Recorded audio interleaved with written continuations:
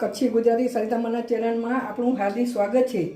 ક્યારે એમ થાય કે આજે આપણી પાસે શાકભાજી નથી તો શેનું શાક બનાવશું, તો આપણે આ ટોસનું શાક બનાવશું। ટોસ એટલે બટર કે કચ્છીમાં બરાબર, એનું આપણે આજે આ શાક બનાવશું।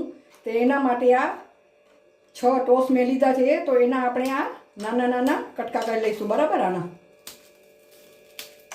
નાના નાના આપણે આમ કટકા કરાવી લઈશું બરાબર ને। ટેસ્ટમાં બહુ સરસ લાગે છે।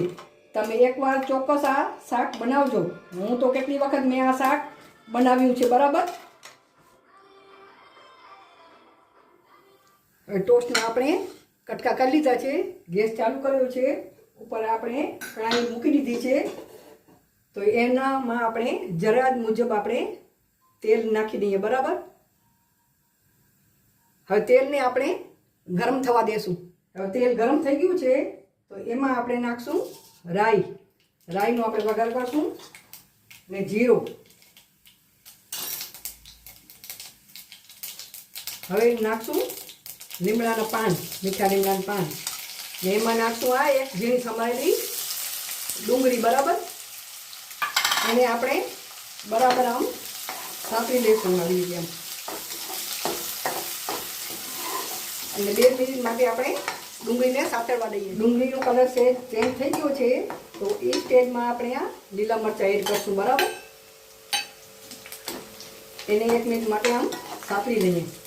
હવે આ આદુ લસણની પેસ્ટ આપણે નાખી દઈશું બરાબર। એને પણ 1 મિનિટ માટે આમ સાતળી દઈએ।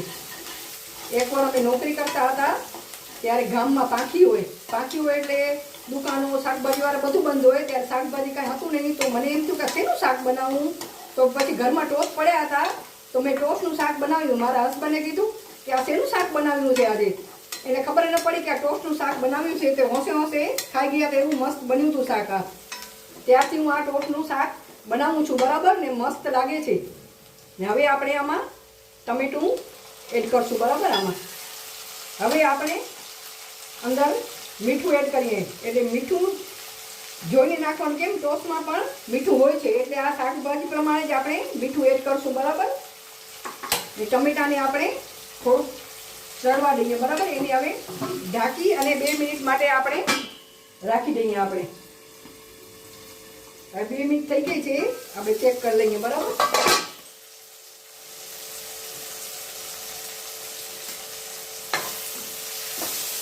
તાપ મીડિયમ રાખવાનું બરાબર। આમ હવે ટમેટાને બરાબર ચડી ગયા છે, તો એ વખતે આપણે મસાલા એડ કરશું બરાબર। અડધી ચમચી હળદર, 2 ચમચી આ લાલ મરચું પાવડર, આ ધાણા જીરું પાવડર। આમાં મસાલા પણ વધારે જોતા નથી અને મસ્ત મજાનું શાક બનીને તૈયાર થઈ જાય છે। તમને જે પ્રમાણે તીખું જોતું એ પ્રમાણે તમે અંદર મરચું એડ કરી શકો છો બરાબર। હવે બરાબર આને મસાલાને આપણે 1 મિનિટ માટે આમ સાતળીને એટલે જેથી કાચું ન રહે। હવે આપણે અંદર આ દહીં છે, અડધી વાટકીથી ઓછી છે, એ વલોવીને અંદર આપણે એડ કરશું બરાબર। એમાં આપણે ફટાફટ પાણી રેડી દઈને કે દહીં ફાટી જશે। હવે એને આપણે મિક્સ કરી દઈશું બરાબર આને। હવે આ બરાબર મિક્સ થઈ ગયું છે, એ સ્ટેજમાં આપણે આ કટ કરેલા ટોસ નાખી દઈએ। બટર, કચ્છીમાં બટર કે બટર એને। હવે એને આપણે 1-2 મિનિટ માટે આમ સાતળી લઈએ અને થોડી વાર 1 મિનિટ માટે આપણે ઢાંકીને રાખી દઈએ ને આ ફટાફટ શાક બની જાય છે। હવે 1 મિનિટ થઈ ગઈ છે, અંદર બધું આ પાણી તો શોષાઈ ગયું છે ને આપણું શાક બનીને તૈયાર થઈ ગયું છે। આપણે ગેસની ફ્લેમ બંધ કરી દઈએ ને ઉપર આ લીલા ધાણા કટ કરેલા નાખી દઈએ।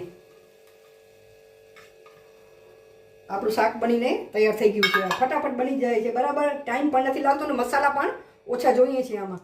આપણું આ ટોસ કચ્છીમાં બટર કહીએ એનું શાક બનીને તૈયાર છે। જોતા જ ખાવાનું મન થાય એવું શાક મસ્ત મજાનું બન્યું છે।